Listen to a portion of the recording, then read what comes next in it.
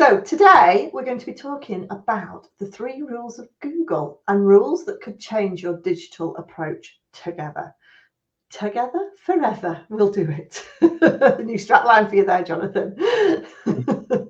So I'm Bex from Social Media Executive, and I'm a trainer. I work with a number of different businesses and sectors to improve their social media presence. And I've got a very special guest today. We've got Jonathan Guy from Aqueous Digital, who specialise in SEO, search engine optimization, on Google. And the two marry up perfectly. So I thought it would be a great opportunity to get Jonathan on here today to give us lots of tips for the Social Flock, which is my social media support group. So go on, Jonathan, please do give us an introduction and tell us what you do. Thank you very much, Bex.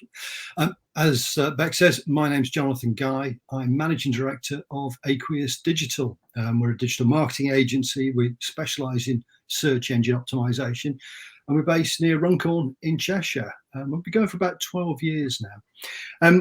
My background is, prior to that, I was in advertising and marketing for far longer than I care to admit, and that's where all the grey hairs come from. So we're now 40 years of experience in doing this kind of thing, and part of the reason for saying that is because the things I talk about are grounded more in sales and marketing than they are in the digital realm. I've got lots of fantastic people who work for Aqueous Digital now, some really, really clever tech people who can just do all sorts of things with websites. I can't do those things, let's be honest about it. But what I do understand is the psychology of selling and of marketing. And that's where this interlinks really with social media. And one of the things I wanted to do today was to talk about my 3 rules of Google, which were formulated for search engine optimization.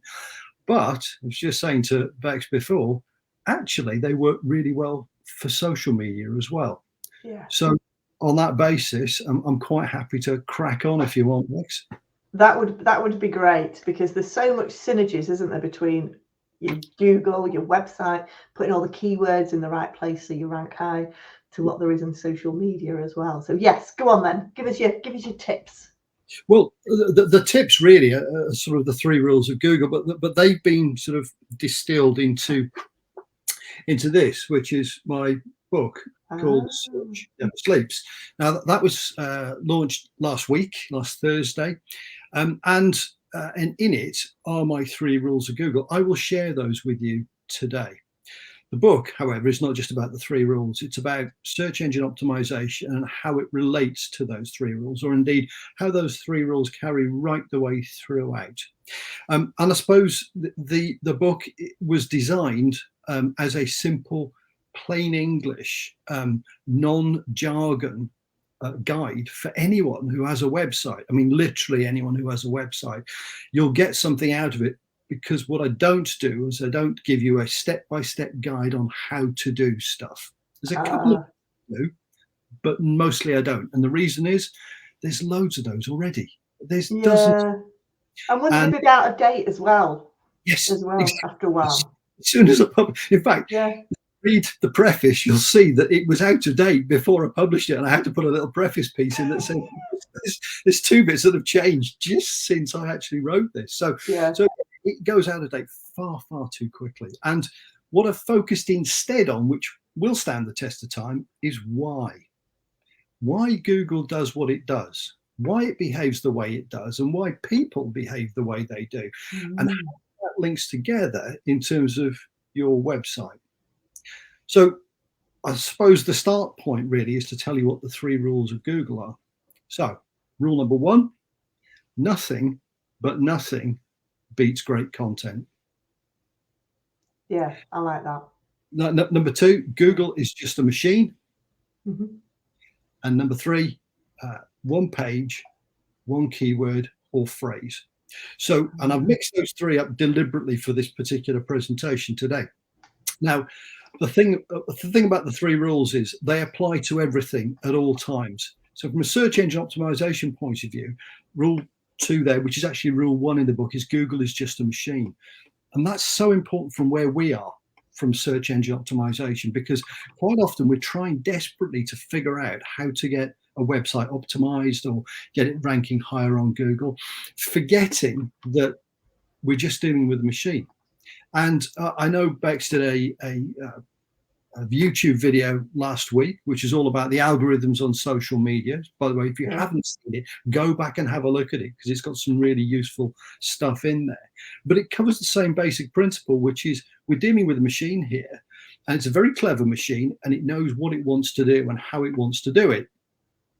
But you need to then play within those rules. You need to be the one who's understanding what it's trying to do and helping it in that process. So to give you an example, all of us ask Google every single day loads and loads of questions. It gets asked billions of questions every single day. Here's the daft thing. Every single one of those questions it manages to answer pretty well, actually, within half a second. How does it do that? How does it actually have all those answers just there, ready? Well, the answer is back to content. It's about content. What it does is it goes out and looks at every web page it can find, everything it can find, including social media platforms, which it crawls. It's looking for information. It's looking for answers to questions. It's looking for things that if it's being asked about them, it can bring that back and say, here's what I think the answer that you're looking for is. Now, bear in mind, Google gets asked all these questions every single day, but each year it handles around 25%. So a quarter of all the questions are brand new. It's never been asked them before. That's and it's fascinating, because what we're talking about here then is that as we are working and moving as a society, things change on a daily basis. Just the news headlines today and over the weekend, for example, will have generated a whole load of new search queries about certain individuals that didn't exist before, that it would never have seen to that point. When there's a new Strictly Come Dancing, for example, announced, then it gets asked loads of questions about the celebrities who are on there, questions it hasn't been asked before. So as each TV program changes, as society changes, as the news cycle changes, it gets asked more and more questions every single day. It needs to find the answer to those questions to satisfy what you're doing. So it's voracious in its appetite in looking for more information. That's where you guys come in. So if you think back to those three rules, let's just take them back put them back in how they are as a book. Google's just a machine, nothing beats great content, and one page, one keyword or phrase. Yeah. The bit relates to the algorithms for social media. It's exactly the same. They're machines as well. What are those machines trying to do? Keep this in mind. Remember, you can't beat a machine. You're not going to. You just need to understand what it's trying to do and piggyback it. Try and help it get to the answer that it wants by giving it the thing it wants, which comes from the content, which is number 2. Create great content. I know Bex is always talking about content ideas and making sure that you're actually doing something which engages with your audience. Well, yeah, that's what Google's looking for, stuff that will engage with people and answer queries that they have. The third one is very specific. It's one page, one keyword or phrase. And that relates to search engine optimization, which says if you have a page on your website, just make the page about one thing. Don't mix two things up. There's no point, because Google will choose which one it prefers and show you for that, but not the other. Same with social media posts. Just post about one thing. Just keep it simple. I suppose that's sort of key to the whole thing here. But all this comes back down to people, because Google or Facebook, Meta, Instagram, TikTok, LinkedIn, none of those platforms will ever buy what you're selling. No. What they will do, however, is put you in touch with the people who have money in their pockets who can buy what you're selling. So if you think of them just as a vehicle, they're no different to newspapers, yellow pages, flyers and leaflets that come through doors. They're no different to those old style ways, if you like, of communicating with potential customers. They're just vehicles from getting to A to B. They're clever vehicles, don't get me wrong, but they're just vehicles. So it's all about your content. It's all about the message that you have for your customer base. So talk to your customer base. Help them understand why they should be dealing with you. Give them stuff which is actually of use to them, which might help them as individuals. It's very interesting because I was talking to someone about this the other day, and we were talking about organic social and organic SEO. And one of the points I made was that you need to make sure you have a website, and your website is the repository for everything you post. Because otherwise, if you just post on social media, you end up giving them your content. So the social platforms are actually benefiting from the fact you're creating new stuff. Whereas if you create your own platform on your website and you post stuff on your website, which can then get shared separately onto social media, and this is what we do, you've established authorship in the first place, that it's your content, but also that also gets organic traffic from Google. And organic traffic over time builds and builds and builds and builds. And so you get more and more people coming to your website. So all what you're trying to do on social media, engage with people, is great, and you should continue to do it. But have another platform that you can call home, your headquarters, if you like. It's your website, and you own that. And if the social media platforms disappeared overnight, you'd still own your website, and you'd still own the traffic that comes there and all the content that you've got on there. I think that's really important, isn't it? Because interesting, some businesses just start with social media, and actually I just started with social media, but it's, you know, it's quite limiting and it's so competitive that actually you've just got to marry them up and like you say, make sure that you've got a plan A and a plan B, and that actually they're both working towards each other by understanding what the robots want. Because 10 years ago, 5-10 years ago, social media was a fantastic platform to drive traffic to your website, wasn't it? And it was a brilliant strategy. Whereas now, most social media platforms, apart from Pinterest, which is amazing, they don't like you to put links, do they, to your website? But it's about working with the robots, the algorithms, to make sure that we're using different strategies in order to get people to our website from social media. Yeah, I mean, in terms of social media platforms, Hootsuite did a great piece of work last year, I think it was, where they analysed to see what kind of reach you get with an organic social post, and the average reach of an organic social post is between 1.5 and 2.5% of your audience. Unless you come on my training, because I can teach you otherwise. That's the average. It's true. So, I can't believe that.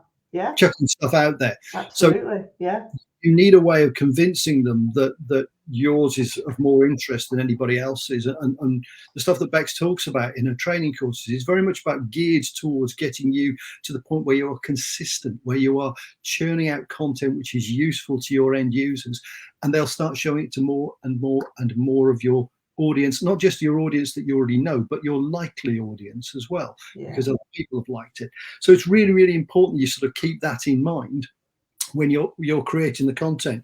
But there are various other things. Sorry. Go on. Primel's just asked, when you're talking about posting content on your website, what you talking about? Is it like blogs and things like that? Is that what you're talking about? Well, here's the thing. If you're creating a post for social media, what is it you're actually writing about in your post, and why are you writing it? That's the start point. And then ask yourself the question, would that be any use on my website? So even if it's, you've got something to share with your audience and say, hey, I've done this is great. Now, I'm not talking about, I've just been to the supermarket and found a bargain, that doesn't work on a website. If it's something that relates to your business and you've got a nice image or a photograph or something to go with it, and you can write a few lines about it, we'll do that. If you can write more lines, even better. And if you can turn it into something which is actually just focused about one thing that you want to talk about today, that's brilliant.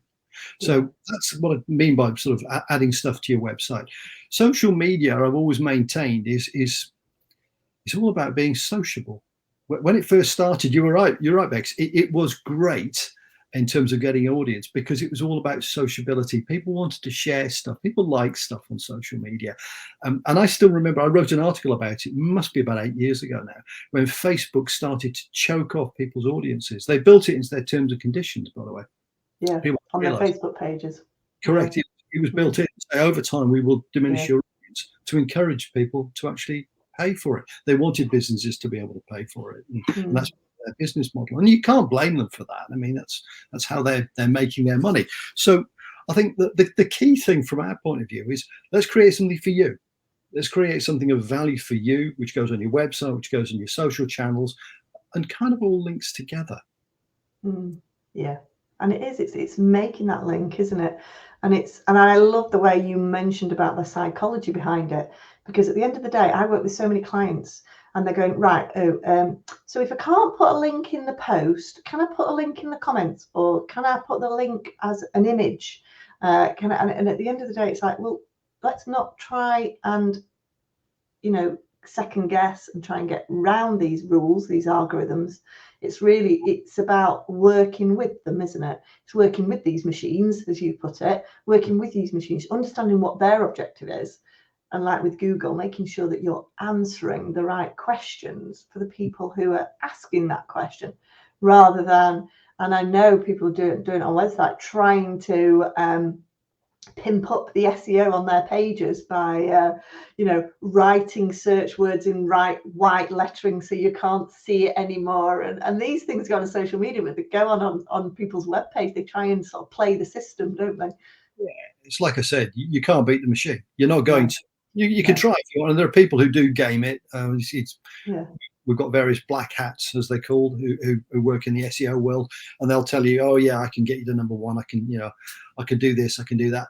Google always finds out. I mean, they just, it doesn't take long for them to sort of clamp down on egregious misbehavior, because it understands that it cannot just sit there and allow Wild West to continue or even to thrive. It will clamp down on it. So as I say, forget about the machine. It is about a machine. The machine's just how to get you from A to B. Yeah. Think about your audience. What's your audience want? What are they interested in? What's going to make them really be fascinated with you? If you want to get a link into something, well, why not do a video? Just say, look, guys, if you want, right, this is a video, okay? I've not put a link anywhere here, but I'm going to tell you now, we've actually got a website. My book is called Search Never Sleeps, okay? And if you go to that name and add .com at the end of it, you'll actually find my book. There you go. Will. And it came top of the list on SEO because I tried it this morning. And there's a link for you, and it's in a video, and it will probably go into the auto captions beneath, and people will still be able to see it. But more importantly, I'm talking to you guys and I'm saying, if you want to get a copy of the book, that's where you can go and get it. It's on Amazon. It's about to be made available on other platforms as well, but for now it's only on Amazon. So if you go to my website, which is Search Never Sleeps, you'll find it. Now, having done that, that's a link. That is actually telling my audience, who's you, to say, this is where you can go and get the product if you're interested. And we haven't had to drop a link in the text below, although I'm sure Bex will at some point. As we move there forward. Already. There you go. We didn't need to do that, and you'll often find this because you'll have seen this yourself. There will be people who'll do videos and they'll tell you about a product or a service that they're offering or that they're recommending. They'll say, yeah, just go and look for it. If you go onto Google and type in this, I bet you find it. I bet it's somewhere near the top. It's another way of getting that kind of traction, if you like, and getting people to where you actually want them to be, the destination, without falling foul of some kind of algorithm. Yeah, and it's finding that nice niche phrase that's not going to be outcompeted with another common phrase, isn't it? Because I think you've got to choose your audience very wisely, and your words. Well, you search your words, your SEO, your keywords quite wisely, haven't you? You actually see this with some of the bigger brands on TV. They will actually put, search Google for, and they'll put a search phrase rather than the actual website address. I've seen this several times. Now I've mentioned it in this. You'll see it now when you're out and about. You'll notice, you'll say, yeah, just search Google for, and it's got a search phrase rather than a website. It's a way of doing it. And the bigger brands are doing this because they're putting a lot of effort. They invest a lot of effort and time behind making sure that they own that search phrase, if you like, on Google. That all the content around it is theirs as well. So yeah, there's lots of other ways you can do this. Yeah, and it's interesting, when I launched the Social Flock, that was one of the things I did quite a lot of research with. Originally it was Social Flock, But when you typed in social flock, there were other social flocks there. So just by putting the in front of it. Now, in theory, particularly if you use hashtag the social flock, you will find all my content and very little of anyone else's. And it's the same principles, isn't it? Same principles when it comes to your website. Only your search phrase. Yeah. Yeah. Well, that's been really interesting, Jonathan. Thank you so much. And again, if you want to know more detail about, because I could sit here all day and talk about this because there's so much juicy information. But if you need more information and you want to get a bit more in detail, because it's not as simple as Jonathan makes out. There is a bit more to it. And if you want to know a bit more about it, then do buy his book and buy it today, because we've got some exclusive information that actually, because it's selling quite well, Amazon's put it on a sale. Yes, they're absolute swines like this. They didn't tell me about this, by the way. Overnight, it's been slashed in price by 36%. So if you go on to Amazon today, you'll find it's available at a huge discount. I think they're selling it for, is it £10.89 this morning, something like that? £10.89. I've got it on this screen. I've put the link in the comments. So if you're watching this on catch up 5 days later, I apologise. It's probably gone back up. But if you're watching now. Well, the good news is it's over a tenner, so you still get the free delivery option as well with Amazon if you haven't got Prime. So yes, it's definitely worth it. And just to give you some context, it's not just 3 rules. If I do that with it, it's a fair sized book. It's 318 pages. It's full of illustrations and rather nice photographs. So there's lots of simple stuff in there that you'll read, and it's absolutely in plain English. And I can tell you now that the editor I've worked with, who some of you may know, is Sian Ellen Friel-Flint, and she's been brilliant over the last couple of years because she started off knowing nothing about search engine optimization. So she kept pushing manuscripts back at me and saying, but this doesn't make sense. And I'd rewrite it and rewrite it. Yes, that now makes. I understand now, and I know nothing about this. And that was the benchmark I wanted to go for. That anybody could pick this book up and go, that makes sense. And if you read any of the reviews that are underneath it already on Amazon, or indeed the ones on the website, you'll see that everyone who's reviewed it has just said it's in plain English. It's just common sense. It makes sense, and I think that's the beauty about this. It's accessible for everybody. Yeah, no, that's brilliant. I will certainly be getting a copy. So thank you so much for joining me today, Jonathan. Again, please do grab your copy on Amazon. The links are all in the comments, so you can click straight through, or you can just search on Google, and it will be top of the search terms. So again, a true testament on how to do your Google SEO in the correct way. So thanks for watching, guys. Please do give us a like, a thumbs up if you're watching this, to follow my pages. I share lots of tips and advice every Monday at 12:30 on social media. And this was brought to you by the Social Flock. And this is Barbara in the background. Basically, the Social Flock is a group for busy business owners who need to get to grips with their social media content. So if you're interested, it's just £45 a month. We have lots of training, lots of support, content writing groups, webinars to really get to grips with your social media. So thank you again for watching. Thank you again, Jonathan. It's been really interesting. Thanks for your tips and advice. I know they will be extremely valuable for everyone watching.